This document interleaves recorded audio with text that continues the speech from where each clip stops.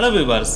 Welcome to mid mystery. இன்னைக்கு வீடியோல இந்த உலகத்துல நிகழ்ந்த மோசமான ஒரு பிளேன் கிராஷ் இன்சிடென்ட் தான் பார்க்க போறோம். இந்த வீடியோ ஃபுல் அண்ட் ஃபுல் திக் மொமெண்டா தான் இருக்கும். சோ ஸ்கிப் பண்ணாம கடைசி வீடியோ பாருங்க. வாங்க வீடியோக்குள்ள போலாம். போறதுக்கு முன்னாடி நம்ம சேனலை சப்ஸ்கிரைப் பண்ணி போயிடலாம். வாட்ஸ்அப் அண்ட் Facebook பேஜை ஃபாலோ பண்ணாதவங்க ஃபாலோ பண்ணிருங்க. இது ஜனவரி 15 2023 இந்த ஒரு டைம்ல நேபாளல இருக்கிற காத்மாண்டு அப்படின்ற பிளேஸ்ல இருக்கிற திரிபுவன் அப்படின்ற ஏர்போர்ட்ல பாத்தீங்கன்னா ATR 72 அப்படின்ற ஏரோப்ளேன் பாத்தீங்கன்னா புறப்படுறதுக்கு தயாரா நின்னுட்டு இருக்கு. இந்த ஏரோப்ளேனை பத்தி சிம்பிளா சொல்லணும் அப்படின்னா திரிபுவன் ஏர்போர்ட்ல இருந்து பொகாரா ஏர்போர்ட்டுக்கு எப்பயுமே பேசஞ்சர்ஸ் எடுத்துட்டு போற ரெகுலரான பேசஞ்சர்ஸ் ஏர்கிராஃப்ட் தான் இந்த ஒரு ATR 72 ஏரோப்ளேன். இந்த ATR 72 ஏரோப்ளேன் பாத்தீங்கன்னா ஃபர்ஸ்ட் 2007வது வருஷம் கிங்ஃபிஷர் அப்படின்ற கம்பெனி இருக்காங்க பாத்தீங்களா, அவங்க கைவசம் தான் இருந்திருக்கு. அதுக்கு அடுத்து 2013வது வருஷம் நோக்கியர் அப்படின்ற கம்பெனி பாத்தீங்கன்னா இந்த ஒரு ஏர்கிராஃப்ட வாங்கிட்டாங்க. சோ அதுக்கப்புறம் இந்த ஒரு ஏரோப்ளேனை பாத்தீங்கன்னா நோக்கியர் கம்பெனி தான் பாத்தீங்கன்னா ஆபரேட் பண்ணிட்டு இருந்திருக்காங்க until 2019வது வருஷம் வரைக்கும். எஸ் 2019வது வருஷம் இந்த ஒரு ஏரோப்ளேனை எட்டி அப்படின்ற ஒரு கம்பெனி வாங்கினாங்க. அந்த ஒரு கம்பெனி தான் 2023வது வருஷம் வரைக்கும் இந்த ஒரு ஏரோப்ளேனை ஆபரேட் பண்ணிட்டு இருந்தாங்க. சோ நம்ம கூட்டி கழிச்சு பார்த்தோம் அப்படின்னா இந்த ATR 72 அப்படின்ற இந்த ஒரு ஏரோப்ளேன் கிட்டத்தட்ட 15 வருடங்கள் வானத்துல பறந்துட்டு இருக்கு, அதாவது ஆபரேஷன்ல இருந்துட்டு இருக்கு. இந்த ATR 72 ஏரோப்ளேனோட மேனுஃபேக்சரை பத்தி சிம்பிளா சொல்லணும் அப்படின்னா இது பிரான்ஸ் அண்ட் இத்தாலி இருக்காங்க பாத்தீங்களா, அவங்க கிட்ட இருந்து மேனுஃபேக்சர் பண்ணப்பட்ட இம்போர்ட் பண்ணப்பட்ட ஒரு ஏரோப்ளேன்.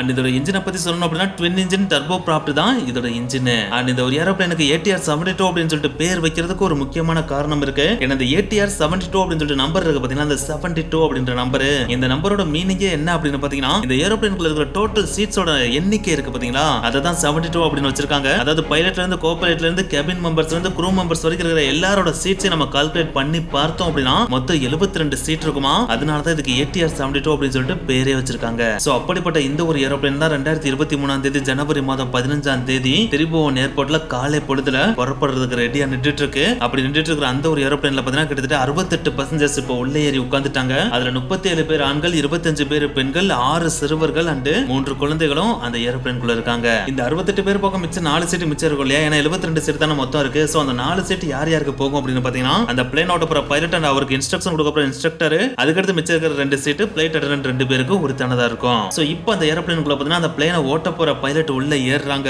இவங்கள பத்தி சிம்பிளா சொல்லணும் அப்படின்னா இந்த ஒரு ஏரோப்ளேன் போய் சேர போற இடமான பொகாரா ஏர்போர்ட் இருக்கு பாத்தீங்களா, அந்த ஒரு ஏர்போர்ட் இவங்களுக்கு ரொம்ப பரிச்சயமான ஒரு ஏர்போர்ட். ஏன்னா அந்த ஒரு ஏர்போர்ட்டுக்கு தான் அடிக்கடி இவங்க வந்து பாத்தீங்கன்னா பிளைட்டை ஓட்டிட்டு போயிட்டு வந்திருக்காங்க. சோ அதனால இந்த ஒரு டிராவல் அப்படின்றது உங்களுக்கு அல்வா சாப்பிடுற மாதிரி ஒரு டிராவல் தான். அதுக்காக ஒரு டிராவலே அல்வா சாப்பிடுற மாதிரி இவங்க எடுத்துக்கிறாங்க அப்படின்றதுக்காக இவங்க மேல் பைலட் அப்படின்னு கேட்டா அதுதான் கிடையாது, இவங்க ஒரு ஃபீமேல் பைலட். இவங்களோட பேர் தான் அஞ்சு கத்திவாடா. என்னடா சொல்ற, உமன் பைலட்டுக்கு ஏரோப்ளேன் ஓட்டிட்டு போறது அல்வா சாப்பிடுற மாதிரி இருக்கா, எப்படி அவங்க பைலட் ஆனாங்க அப்படின்னு சொல்லிட்டு கேட்டீங்கன்னா இவங்க பைலட் ஆன கதையை பாத்தீங்கன்னா ஒரு பெயின்ஃபுல் ஸ்டோரியா தான் இருக்கு. ஏன்னா இவங்களுக்கு ஒரு ஹஸ்பண்ட் இருந்திருக்காங்க, அவரோட பேர் தான் தீபக் பொக்ரேல். இவரை பத்தி சிம்பிளா சொல்லணும் அப்படின்னா இவங்க இப்ப பைலட்டா ஒர்க் பண்ணிட்டு இருக்காங்க பாத்தீங்களா எட்டி ஏர்லைன்ஸ். அந்த ஒரு எட்டி ஏர்லைன்ஸ்ல ஆல்ரெடி பைலட்டா இருந்தவர் தான் இந்த ஒரு தீபக் பொக்ரேல். ஆனா அப்படி இருந்த அவர் பாத்தீங்கன்னா 2006வது வருடம் நடந்த ஒரு பிளேன் விபத்துல பாத்தீங்கன்னா இறந்து போயிடுறாரு. சோ நம்ம தீபக் இறந்து போனனாலே பாத்தீங்கன்னா நம்ம அஞ்சு பாத்தீங்கன்னா கணவன் இழந்து தனியா நிக்கிறாங்க. அப்படி நிக்கிறது தனியா அவங்க மட்டும் ரெண்டா பிரச்சனை இல்லையே, அவங்களோட கையில ஒரு சின்ன குழந்தை வேற இருக்கு. அவங்களுக்கு வேலை அப்படின்ற ஒண்ணும் அந்த டைம்ல சுத்தமா கிடையாது. சோ வேலை இல்லாம தனிமையில ஒரு சின்ன குழந்தைய வளர்த்து இந்த சொசைட்டில பெரிய ஆள் ஆக்குறதுன்றது சாதாரண விஷயம் கிடையாது இல்லையா.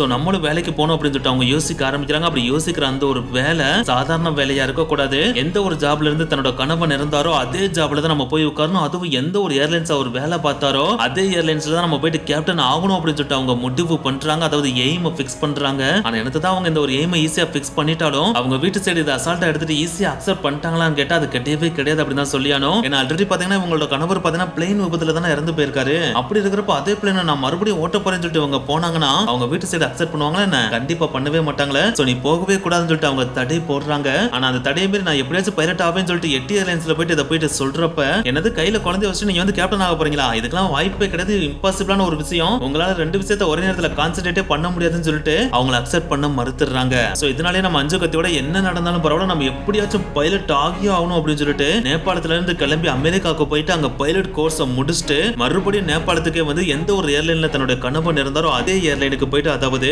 எட்டி ஏர்லைன்ஸுக்கு போயிட்டு பைலட்டாவும் ஆறாங்க.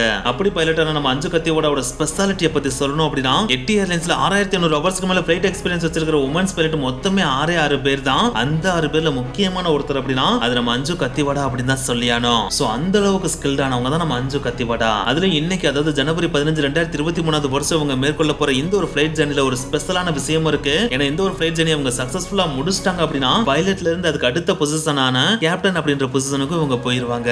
சோ அதனாலேயே பயங்கர எந்தூசியாஸ்டிக்கா இந்த ஒரு ஃளைட்டுக்குள்ள அவங்க ஏறி உள்ள போறாங்க. உள்ள போறதோட மட்டும் இல்லாம ஃளைட்டோட கேபின்குள்ள போயிட்டு அவங்களோட சீட்லயும் உட்கார்றாங்க. அப்படி அவங்க உட்கார்ற அந்த ஒரு சீட்டுக்கு ரைட் ஹேண்ட் சைடுல பாத்தீங்கன்னா இன்னொருத்தர் உட்கார்ந்திருக்காரு. அவர் தான் தான் இந்த பிளேனோட இன்ஸ்ட்ரக்டர். சோ இப்படி உட்கார்ந்திருக்கவங்க ரெண்டு பேரும் இன்னைக்கு இடையில இப்பதான் ஃபர்ஸ்ட் ஃபிளைட் ஜர்னி ஸ்டார்ட் பண்றாங்களா அப்படின்னு கேட்டா அதுதான் கிடையாது. இந்த ஒரு ஜர்னிக்கு முன்னாடியே இன்னைக்கு டேலயே பார்த்தீங்கன்னா ஆல்ரெடி 2 ஃபிளைட் ஜர்னி அவங்க முடிச்சுட்டு வந்துட்டாங்க. இப்போ அவங்க மேற்கொள்ள போற இந்த ஒரு ஜர்னி 3rd ஜர்னி, அதாவது ஜனவரி 15 அன்னைக்கு இந்த ஒரு ஜர்னி பார்த்தீங்கன்னா 3வது ஜர்னியா இவங்க மேற்கொள்ள போறாங்க. அதுக்கடுத்து இவங்களை தவிர்த்து இந்த ஃபிளைட்டுக்குள்ளே 2 ஃபிளைட் அட்டெண்டன்ட் இருக்காங்க அப்படின்னு சொல்லிட்டு ஆல்ரெடி சொல்லியிருந்தோம் இல்லையா. அதுல ஒரு ஃபிளைட் அட்டெண்டன்ட் பத்தி சொல்லணும் அப்படின்னா இவங்க ஒரு ஃபேமஸான டிக்டாக்கர். அவங்க தான் ஒசின் அலி மகார். இவங்க டிக்டாக்ல பார்த்தீங்கன்னா எக்கச்சக்கமான வீடியோஸ் போட்டு வேற லெவல்ல ஃபாலோவர்ஸ் பிடிச்சு வச்சிருக்காங்க, வேற லெவல்ல ஃபேமஸ் ஆயிருக்காங்க. அவங்களும் பாத்தீங்கன்னா இந்த பிளேன்குள்ள இருக்காங்க. அப்படி இருக்கிற அவங்க பாத்தீங்கன்னா இந்த பிளேன் கிளம்புறதுக்கு முன்னாடி அந்த பிளைட்டை சுத்தி ஒரு வீடியோ எடுத்து டிக்டாக்ல அப்லோட் போடவும் செய்றாங்க. சோ இப்படி இவங்க வீடியோ எடுத்து போட்ட அந்த ஒரு டைம்ல பாத்தீங்கன்னா அந்த பிளைட்டுக்குள்ள இருக்கிற சில பேர் இவங்களை ரெகக்னைஸ் பண்ணி பயங்கரமா எக்ஸைட் ஆறாங்க. அப்படி எக்ஸைட் ஆற அந்த ஒரு டைம் பாத்தீங்கன்னா காலை 10:33 மணி.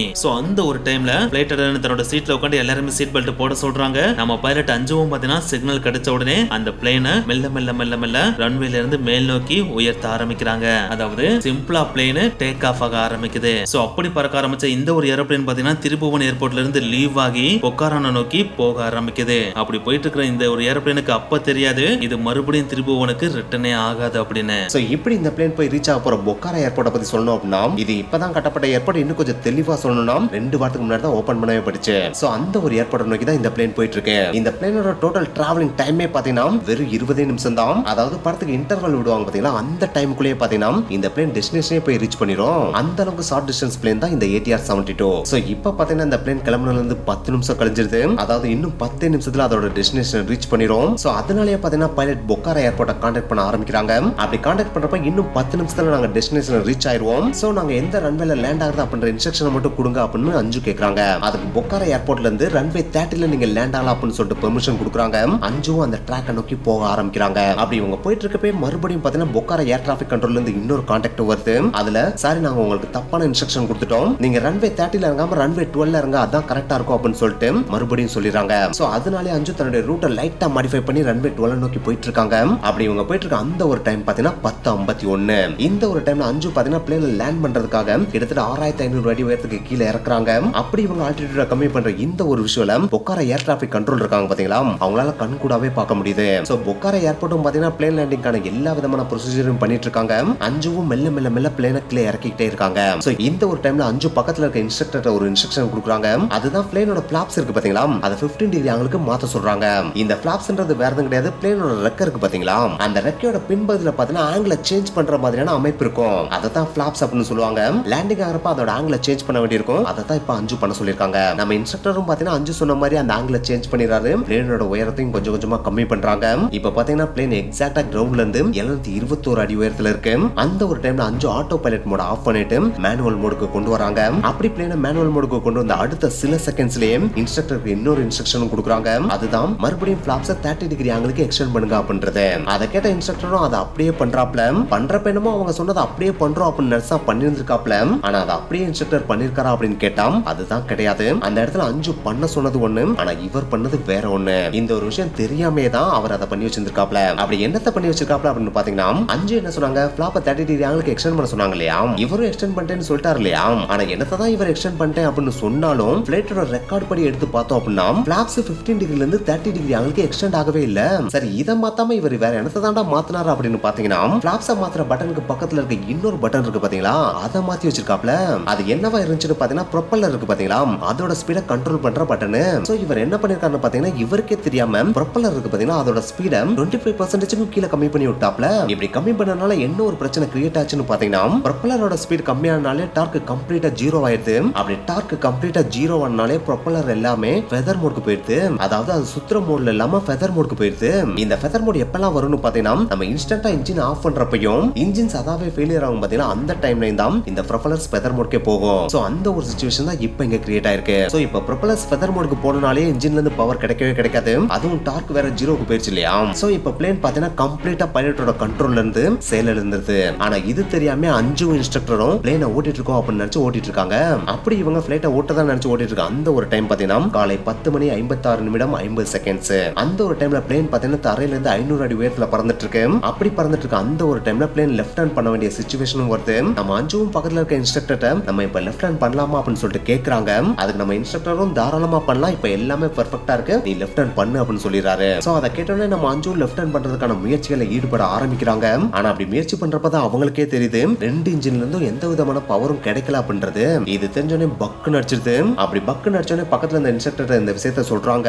உடனே இன்ஸ்ட்ரக்டரும் பக்கத்துல இந்த பவர் லெவல 40 இருந்து 44% உயர்த்துறாரு. ஆனா என்னத்த உயர்த்தினாலும் இன்ஜினுக்கு பவர் கிடைக்கிற மாதிரியே தெரியல. சோ உடனே அஞ்சு இன்ஜினுக்கு இன்னும் பவர் கிடைக்கல, நீ பவர் லெவல மேக்ஸிமம்க்கு உயர்த்து அப்படின்னு சொல்றாங்க. நம்ம இன்ஸ்ட்ரக்டரும் மேக்ஸிமம் லெவலுக்கு பவர் லெவல உயர்த்துறாரு. ஆனா என்னத்த தான் பவர் லெவல மேக்ஸிமம் லெவலுக்கு உயர்த்தினாலும் இன்ஜினுக்கு சுத்தமா பவர் கிடைக்கவே இல்ல. சோ இந்த ஒரு விஷயம் பாத்தீங்கன்னா அஞ்சுக்கு பயங்கரமான பீதியை கிரியேட் பண்ணுது. ஏன்னா ஒரு பக்கம் பாத்தீங்கன்னா இன்ஜினுக்கு பவர் கிடைக்கவே மாட்டேங்குது, இன்னொரு பக்கம் பாத்தீங்கன்னா பிளேன் கொஞ்சம் கொஞ்சமா கீழே போயிட்டே இருக்கு இல்லையா. இன்னும் கொஞ்சம் தெளிவா சொன்னா இப்ப பிளேன் தரையில இருந்து 350 அடி உயரத்துல தான் பறந்துட்டே இருக்கு. அப்படி இருக்கப்ப இன்ஜின்ல பவர் கிடைக்கல அப்படின்னா எவ்வளவு பெரிய விபத்து நடக்கும்னு அஞ்சுக்கு நல்லாவே தெரியுது. சோ அதனாலே ஃப்ளையிங் கண்ட்ரோல்ல பாத்தீங்கன்னா அஞ்சு இன்ஸ்ட்ரக்டர் கொடுத்துறாங்க. இன்ஸ்ட்ரக்டரும் இப்ப ஃப்ளைன் அவர் கண்ட்ரோல் எடுத்துக்கிறாப்ல. அப்படி இந்த கண்ட்ரோல் அவர் எடுக்கிற அந்த ஒரு டைம் பாத்தீங்கன்னா 10 மணி 57 நிமிடங்கள் 24 செகண்ட்ஸ். சோ அது வரைக்கும் ஓரளவுக்கு ஸ்மூத்தா போயிட்டு இருந்த அந்த ஒரு பிளேன் பாத்தீங்கன்னா இப்ப பயங்கரமா ஷேக் ஆக ஆரம்பிக்குது. ஏன்னா இன்ஜின் ஃபெயிலியர்ல இது பறந்துட்டு இருக்கு இல்லையா, அப்படி இருக்கப்ப இது கண்டிப்பா ஷேக் ஆகும் இல்லையா. அந்த ஒரு விஷயம் தான் இப்ப அந்த பிளேன்ல நடந்துட்டு இருக்கு. அப்படி பிளேன் ஷேக் ஆன உடனே பிளேனுக்குள்ள இருந்த பர்சன்ஸ் எல்லாருமே பயங்கரமா பீதி அடைஞ்சு கத்த ஆரம்பிக்கிறாங்க. அஞ்சு இன்ஸ்ட்ரக்டரும் வேற லெவல்ல பயப்பட ஆரம்பிக்கிறாங்க.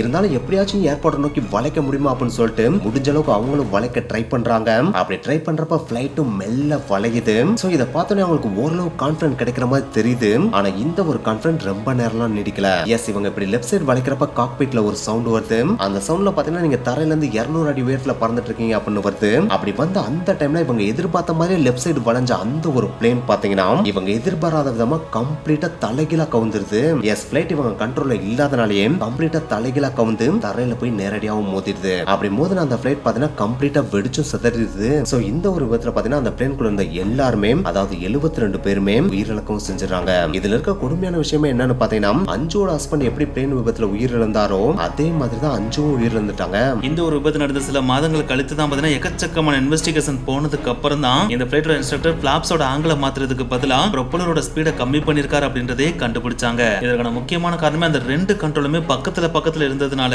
இதை மாத்திரதான் நினைச்சு அதை அவர் மாத்தினதுனாலதான் இவ்வளவு பெரிய பேரு விபத்து நடந்திருக்கு அப்படின்றதையும் கண்டுபிடிச்சாங்க. எது எப்படியோ இந்த ஒரு பேரு விபத்துல கிட்டத்தட்ட 72 பேர் பரிதாபமா உயிரிழந்துட்டாங்க அப்படின்றதான் இங்க இருக்கிற நிதர்சனமான உண்மையே. சோ இந்த ஒரு பிளேன் விபத்துல இருந்து நம்ம தெரிஞ்சுக்க வேண்டிய விஷயம் என்ன அப்படின்னு பாத்தீங்கன்னா, நம்ம செய்யற செயல் எதுவா இருந்தாலும் அந்த செய்யற செயல நம்ம எப்பவுமே கான்சென்ட்ரேட்டிவா இருக்கணும். அதுல நம்ம கவனம் கொஞ்சம் கூட சதுரக்கூடாது. அப்படி நம்ம கவனம் சதுரி லைட்டா ஒரு விஷயத்தை மாற்றி பண்ணாலும் அது எவ்வளவு பெரிய விபத்தை கூட கிரியேட் பண்ணும் அப்படின்றதுக்கு இது ஒரு பெஸ்ட் எக்ஸாம்பிள் தான். பிளைட் ஓட்டுறவங்க மட்டும் தான் இவ்வளவு கான்சென்ட்ரேட்டிவா இருக்கணும் அப்படின்னு அவசியம் கிடையாது. நம்ம சாதாரண பைக் ஓட்டிட்டு போனா கூட ரோட்ல போறப்ப கான்சென்ட்ரேட்டிவா முன்னாடி பார்த்துட்டு ஓட்டாம சைட்ல ஒரு செகண்ட் திரும்பிட்டு முன்னாடி திரும்பி பார்த்தோம் அப்படின்னா அந்த ஒரு செகண்ட்ல என்ன வேணாலும் முன்னாடி நடக்கலாம். அதனாலேயே முடிஞ்ச அளவுக்கு கவனமா வாகனங்களை ஓட்டுறதும் நம்ம செய்யற செயலை கான்சென்ட்ரேட்டிவா செய்யறதும் ரொம்ப ரொம்ப இம்பார்ட்டன்ட். ஓகே गाइस, இந்த வீடியோ உங்களுக்கு பிடிச்சிருந்தா லைக் பண்ணுங்க, ஷேர் பண்ணுங்க. போகும்போது மறக்காம மினிட்ஸ் மிஸ்டர் சேனலை சப்ஸ்கிரைப் பண்ணுங்க. நெக்ஸ்ட் வீடியோ மீட் பண்ணலாம். பை.